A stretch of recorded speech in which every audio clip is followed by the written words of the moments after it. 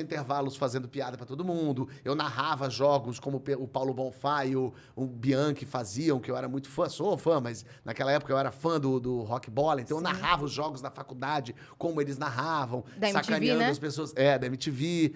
Eu imitava e fazia umas imitações de Paulo Maluf, olha só. E uma pena que eu perdi isso, eu não sei mais imitar as pessoas. Eu adoraria imitar, sei lá, fazer um Alexandre Frota, fazer alguma coisa assim. Ia agregar, né? Me ajudava ali a fazer uma Zé Graça com o povo. E eu fazia umas imitações também da minha cabeça, da Monga. Aqui é Conga, Mulher Gorila, ou é a Monga? Monga. Aqui no Rio é a Conga. Aí fala Monga, o pessoal acha, inclusive, que é meio politicamente incorreto falar. Eu falo, não, mas aqui em São Paulo mas é a Monga. era o Monga. nome dela. Mas no Rio é a Conga. Ah, Conga. A Mulher Gorila. E aí eu fazia a narração da transformação da Monga. Era uma coisa muito louca. Eu fazia até na escola, porque eu estudei na mesma escola durante a vida inteira, da primeira série ao terceiro colegial. E no meio do terceiro, no Nossa Senhora do Morumbi. Que eu amo esse nome Nossa Senhora do Morumbi, porque Nossa Senhora tem tanto lugar pra ir, mas ela foi ao Morumbi. Porque ela sentiu que o Morumbi tava precisando dela. Morumbi tem uma Nossa Senhora só dele. Ela falou, será que eu tão vou longe que tem uma Nossa Senhora será só que eu pra vou pra ele? Eritreia salvar o pessoal? Não, eu vou ao Morumbi. Abençoar aqueles branquinhos, héteros, cis, todos riquinhos que estão na escola. E aí a Nossa Senhora do Morumbi, eu estudei lá, que era uma escola muito legal, de verdade. Era rodeada de árvore, de mato, assim, ainda é. E era muito gostoso de estudar lá. Eu estudei a vida inteira lá, mas obviamente... Manteve amigos? Muito, até hoje. Os meus amigos todos daqui, da infância, são os de lá, porque eu estudei na mesma escola. E aí, só que no terceiro colegial, meu revolto, aqueles adolescente imbecil, né? Como todo adolescente. Eu falei, não quero essa escola, tá muito chata, que eu quero mudar de escola. Em junho, eu decidi mudar. No último ano, no último semestre. No último semestre. E eu não tava nem indo tão mal de nota, assim, a ponto disso ser uma desculpa. É só porque eu cansei, não quero mais. Essas pessoas.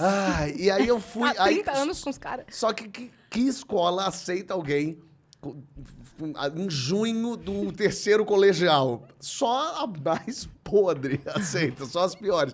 E eu fui estudar no INDAC, que era uma escola que ficava ali no Morumbi também, na Cidade Jardim, ali perto da ponte. Só não tinha Nossa Senhora. Não tinha Nossa Senhora. E era uma escola só de repetentes, de gente perturbada, de pessoas que não tinham como estudar porque faziam, sei lá, ginástica olímpica e eram atletas e tinham que ir pra lá só pra passar de ano. E eu fui com meu amigo pra lá, meu melhor amigo, a gente falou, vamos mudar, vamos. Falei pro meu pai, eu quero mudar de escola. Ele falou, se a mensalidade for a mesma, pode. Meu pai não tava nem aí. E aí eu mudei pro INDAC, que por acaso tinha um curso de teatro muito legal. Olha aí, Freud explica. Eu também fui fazer o curso de teatro do INDAC e me mudei pra essa escola, que era uma loucura essa escola. Era uma escola realmente assim, no meio da aula, de repente alguém começava a gritar assim, mortal, mortal, mortal. O professor, que é isso, gente, mortal? Aí os alunos abriam as cadeiras, isso foi no meu primeiro dia de aula, as pessoas abriam a cadeira, aí um aluno saía, vinha do lado de fora, saía correndo e dava um mortal dentro da aula, da sala. Tomou! E todo mundo... Ei! E aí eu olhei e falei, que lugar é esse? O que tá acontecendo? Mas combina com a sua personalidade. Muito! Eu amei aquele lugar. E assim, era uma casa. Então, Do nada? Era do nadão. E era uma casa. Então a gente tinha aula assim na sala. Eu tinha aula numa sala que tinha lareira. E aí um dia o professor de química distribuiu as provas corrigidas. Todo mundo, a gente não quer nem saber. Juntou na lareira e atirou fogo nas provas. O professor ficou muito bravo. A química aí, combustão. Um dia, eu lembro desse dia, que a gente tava nessa aula... de biologia, ou sei lá o que era, e um aluno levantou do nadão com uma pedra na mão, jogou na janela e sentou de novo. Então fez, arrebentou a janela, sentou, o professor olhou e falou, quem foi? Cara, não sei não, professor, não sei o que foi. E eu olhei e falei, que louco. Só tinha doido? Só tinha doido. Tinha um cara que tinha caído um poste na cabeça dele e ele tinha um dreno, então ele não conseguia acompanhar a aula. Ele era o mais inteligente, ele não conseguia escrever, então tinha uma pessoa que ficava do lado dele escrevendo a matéria pra ele, e o pessoal, e o poste, se não me engano, quem derrubou na cabeça dele foi um menino que jogou a pedra na janela. Era um caos, tinha um cara adepto ao vampirismo. Ele ia vestido de capota preta, com a cara toda branca, um cabelão grande, assim. Ele era adepto, ele acreditava no vampirismo. Não sei nem o que isso quer dizer exatamente. Eu acho que só deram o crédito de rolê aleatório pro Ronaldinho Gaúcho porque não conhecia a tua sala de aula. Meu Deus. Cara, era muito... Porque você Parece ia ganhar. muito que você tá inventando. Muito. E o que eu fazia nessa confusão? Eu narrava a Monga, a Mulher Gorila. no meio da aula do professor de Com matemática. certeza a diretoria analisou o currículo dele. Falou, dá. Esse aqui sim, se encaixa Não, aqui e na... eu fazia assim, pelo menos uma vez por semana, daqui a pouco eu fazia aquela narração, aquela locução. Eu fazia, durante o dia, ela é uma linda donzela, jovem e gentil.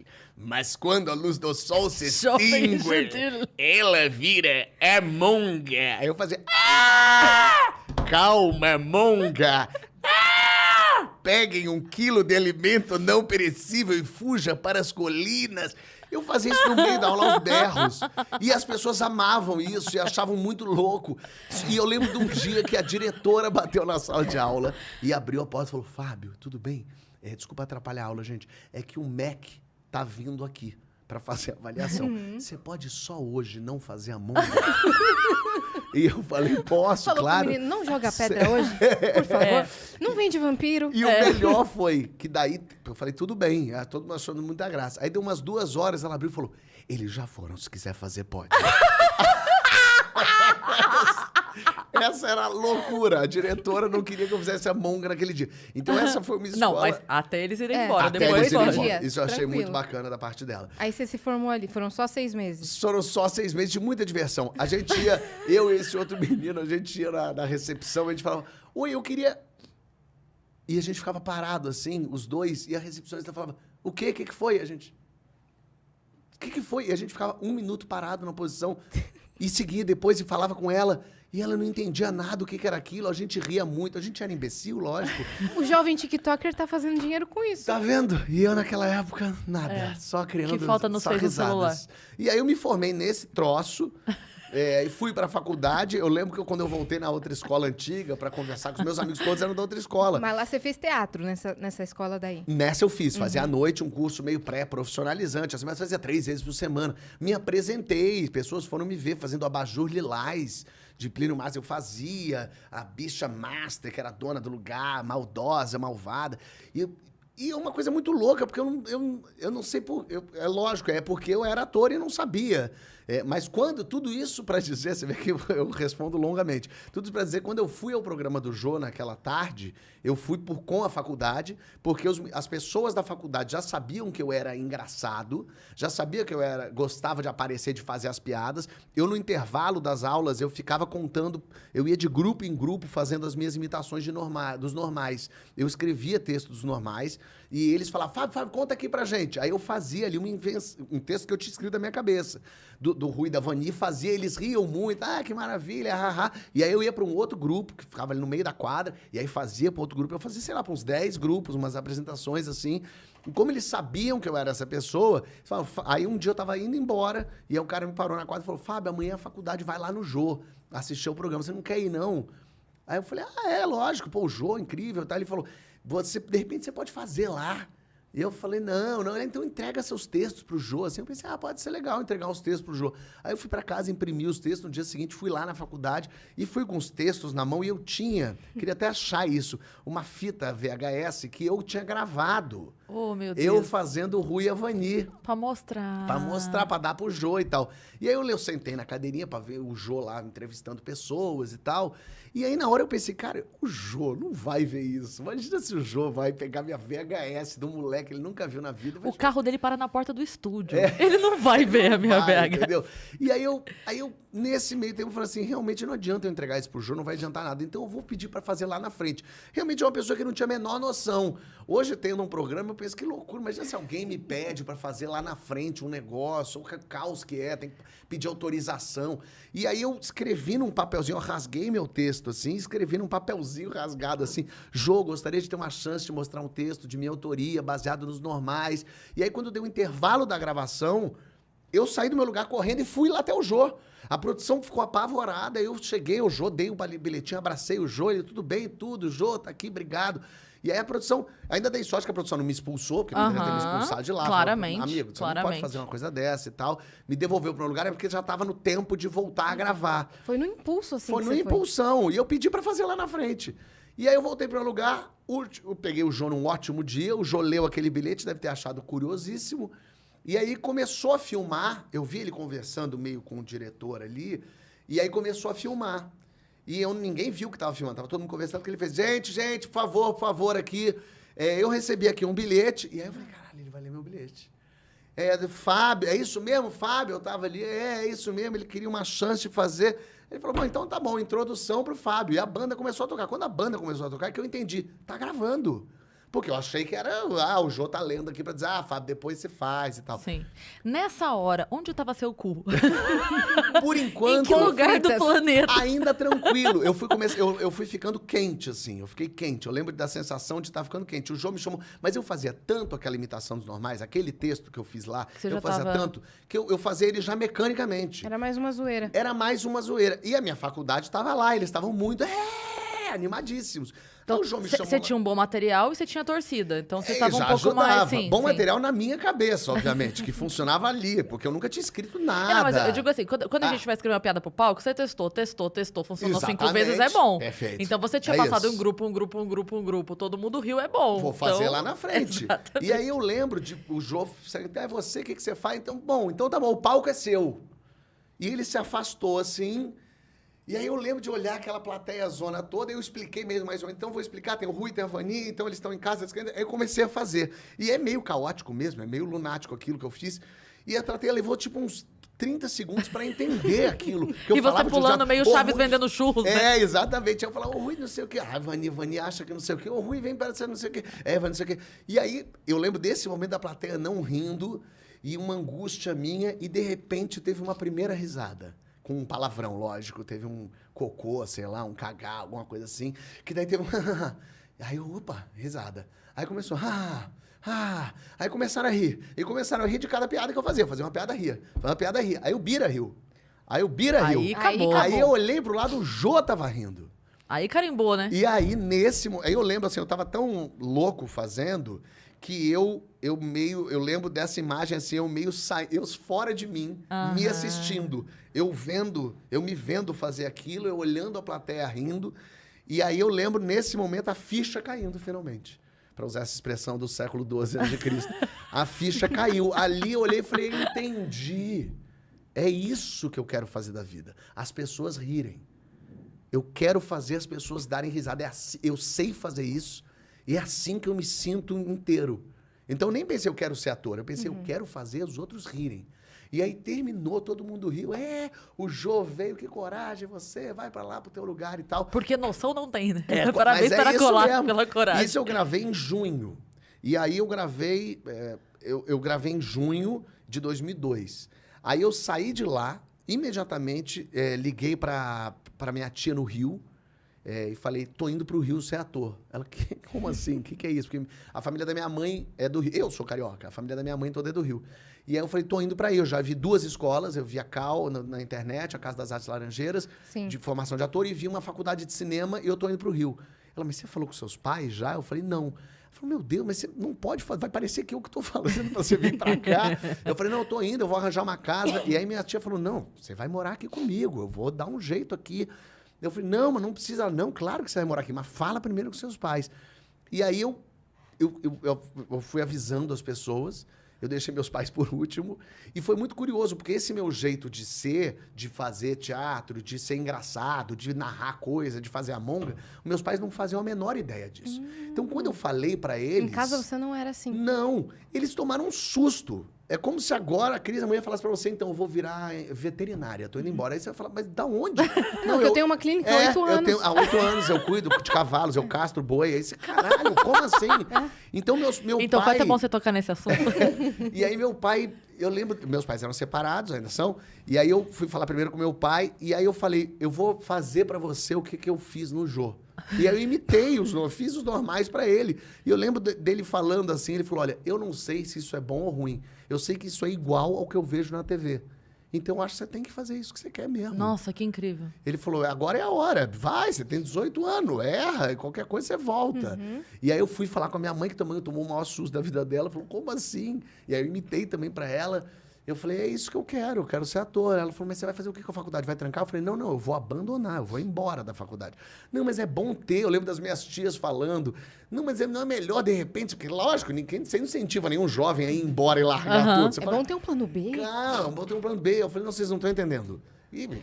Assim, eu entendia que eu tava na minha razão, mas eles também estavam na deles de falar assim, mas tranca. Eu falei, não, eu nunca mais vou voltar pra cá. Eu já achei o que eu quero fazer e é isso. E aí isso foi em junho. Aí eu me mudei pro Rio, aí tirei julho de férias, viajei com os amigos, só fazia despedida, todo dia tinha despedidas. Isso era aqui. que ano? 2002.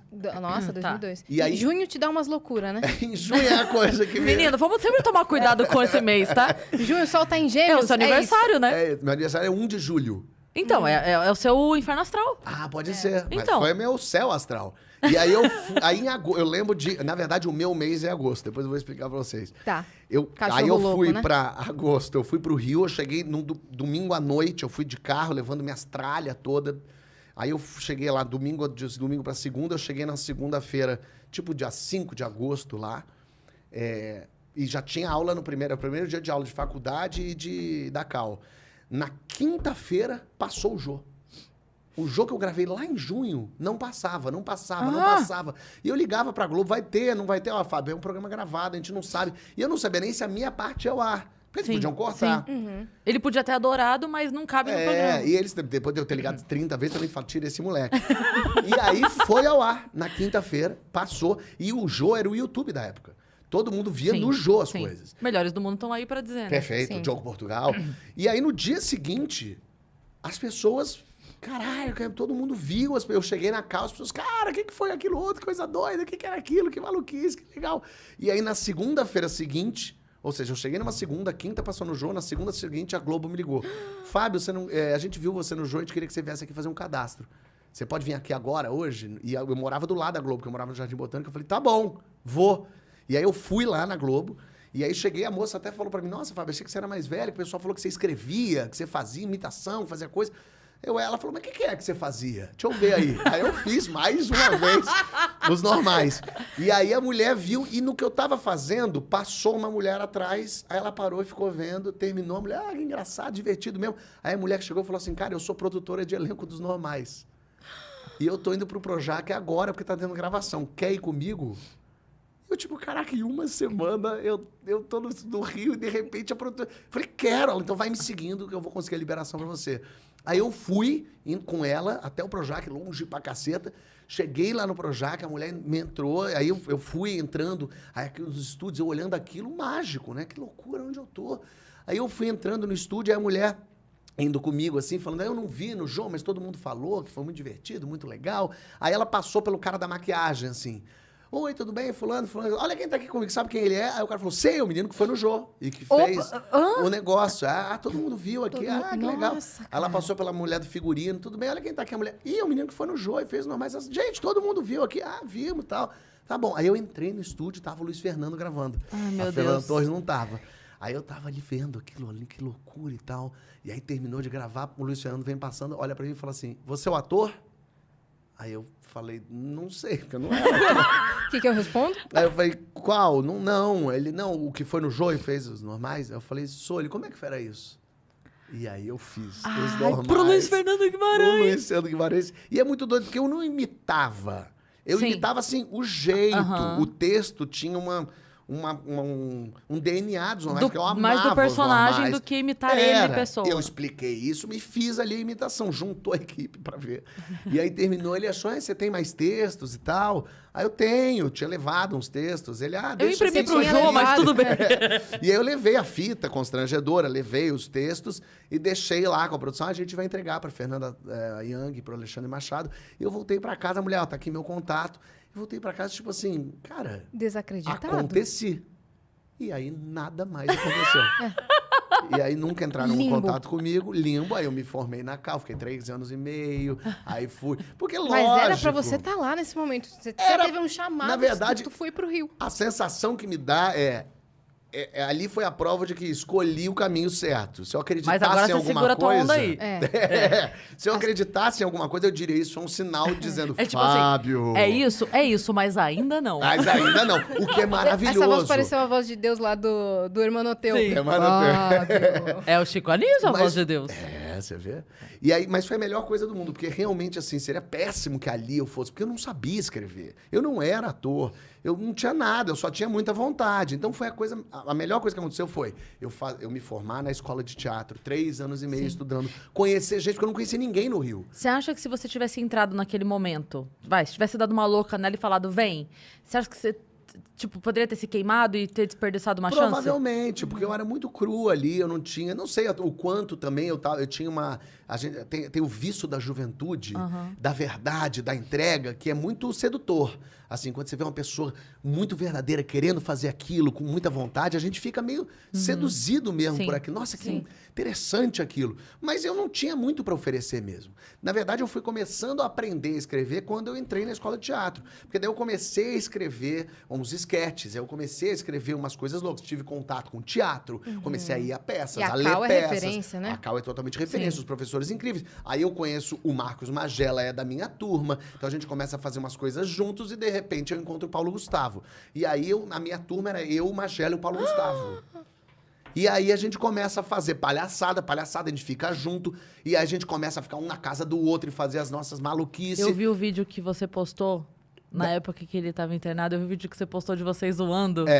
Aquilo foi muito engraçado. Vocês na casa ali zoando. E, nossa, aquilo foi muito engraçado. E aí eu comecei a escrever pra mim e pro Paulo, porque o Marquinhos repetiu de ano, e o Marquinhos não acordava, ele não ia nos nossos ensaios, o Marquinhos era uma maravilha.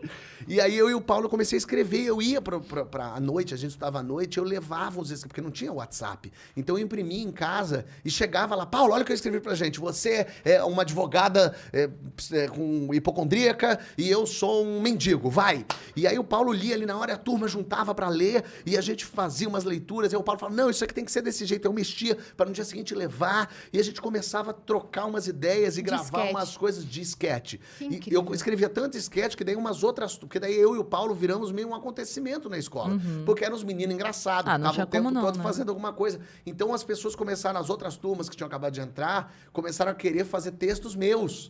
Então eu escrevi uns esquetes para as turmas de teatro. Caramba! E eu era um aluno, então foi um acontecimento. Então isso foi uma maravilha, conhecer essa gente toda. E aí eu me formo na escola de teatro em 2005 com o Paulo, fazendo a mesma peça que o Paulo, fazendo o mesmo personagem. Eu fazia o João Ternura jovem e ele era o João Ternura que estava num limbo. Fiquei até emocionado agora. Porque a mulher era muito... Foi muito esquisito o que aconteceu esse ano. E o Paulo fazia esse personagem, era muito curioso, porque a gente não contracenava, porque ele era eu do limbo, esse João Ternura que já estava num outro lugar. E eu lembro que eles passavam um pelo outro se olhando assim, mas o Paulo era um filho da puta, ele ficava no coxia, e ele ficava me fazendo rir, porque tinha uma atriz que fazia comigo, que tinha uma hora que ela tirava a roupa, e ficava pelada na minha frente, ficava o Paulo atrás, sacaneando.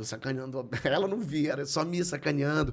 E a gente fazia esse mesmo personagem. Então era muito, muito louco, assim. A gente se forma em março e em maio a gente estreia uma peça nossa que eu fiz com ele, como eu e ele éramos uma dupla, e eu escrevi a peça chamada Infraturas. Eram 8 esquetes, que eram os esquetes que a gente fazia para as pessoas, que a gente já tinha feito em Cabo Frio, tinha um festival de esquetes, a gente tinha feito lá um dos esquetes que era do ovo, que foi muito curioso, porque era uma coisa muito louca, assim, éramos nós dois, assim, fazendo um humor, a gente se dava muito, e a gente fazia uma coisa que chamava muita atenção. E a gente foi fazendo esse festival de sketch, as pessoas ficaram loucas com a gente fazendo o ovo, uma coisa meio maluca, assim, o texto. Eles funcionavam muito bem. Muito. E aí eu lembro que quando no final das apresentações todas, eles diziam quem são os finalistas.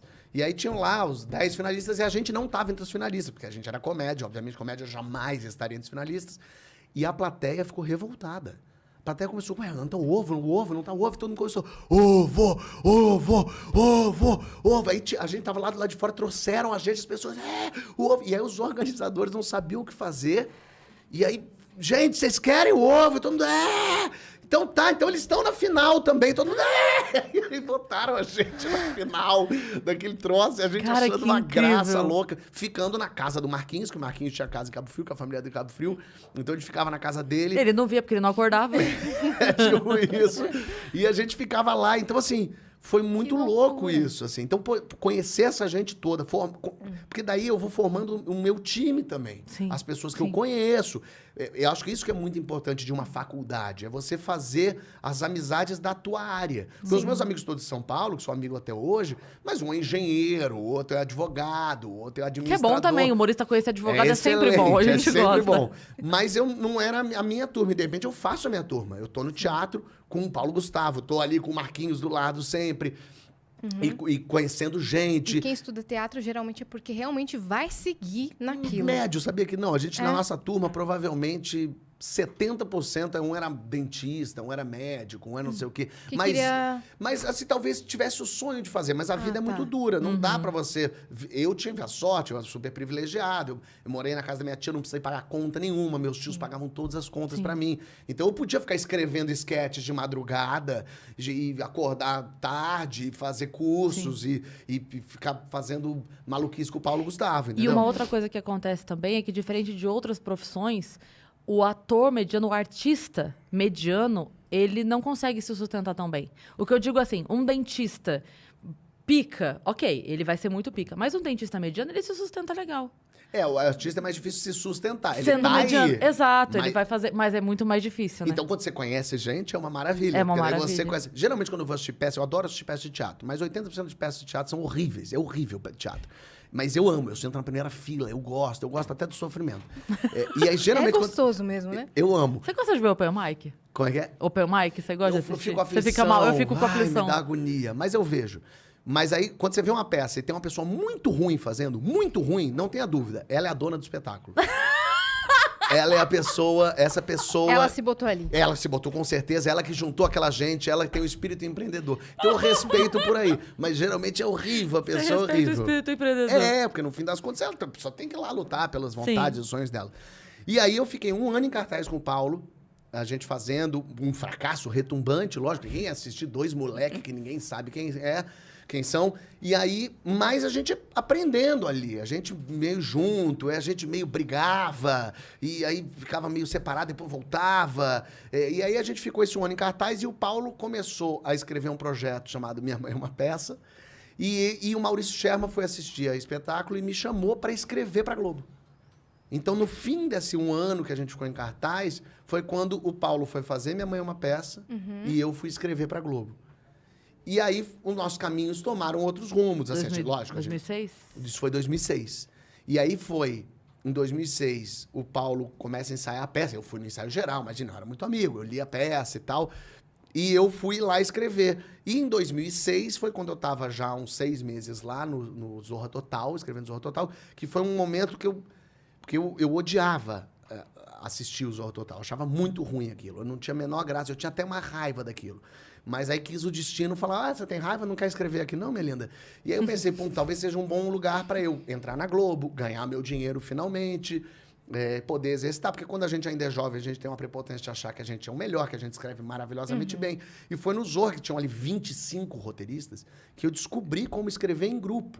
Como respeitar o outro. Porque quando você acha que você tem a melhor ideia, aí você descobre que tem pessoas que têm ideias melhores que a sua, tem pessoas que pegam a sua ideia e melhoram ela. Vocês escrevem em grupo pro mesmo quadro? Pro mesmo quadro. A gente escrevia, todo mundo dava ideias, e aí iam 3, 4 para o mesmo quadro.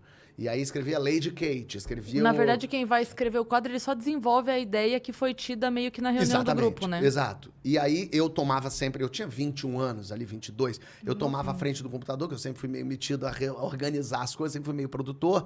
Mas eu tinha uma velocidade de ouvir todo mundo falando e colocando ali no computador as ideias de todo mundo. E fui aprendendo que tem dia que você não tem ideia boa e que os outros têm ideia melhor. Tem ideias horríveis do outro que você não pode falar, mas isso é um lixo.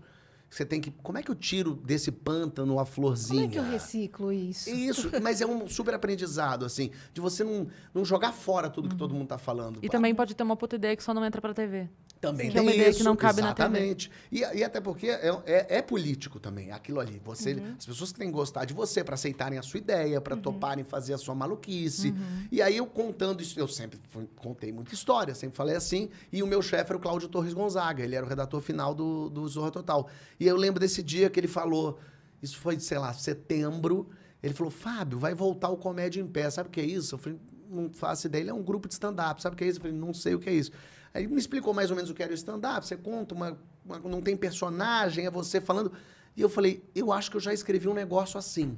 Vou te trazer amanhã. E aí eu escrevi à mão, eu trouxe para ele um texto sobre gente chata que eu tinha escrito, que eu não sabia o que era. Porque não era um personagem... Meu Deus, o seu chato. Você tem um chato seu. Mas não é. Surgiu daí o Surgiu chato. daí. E aí eu tinha esse texto que eu não sabia o que era. Eu falei pra ele, vê se é isso. Ele leu e falou, isso é stand-up. Decora e no final de outubro a gente vai ter uma apresentação. Se apresenta lá. Meu Deus, eu tô passando. Falei, tá bom. E aí eu peguei aquele troço de gente chata e aí decorei, cheguei lá de bermuda e chinelo. O Cláudio falou, como é que você tá de chinelo? Falei, mas o que tem? Ele falou, você não pode fazer de chinelo. E foi nesse dia que, então, eu só me apresentei de chinelo. Para sempre. E aí eu fiz a apresentação ali. E o povo riu. O povo se divertiu e eu adorei fazer. Foi muito legal fazer um texto meu. Você voltou a ideia, na sua mente, a plateia do Jô? A plateia rindo? Não, um pouco. Na verdade, eu tava ali... Nesse dia eu tava nervoso. Muito mais que no Jô. Porque Caramba, no Jô eu jura? tinha certeza do que eu tinha na mão. Já entendi. tinha feito, né, Ali várias eu- vezes. ali não.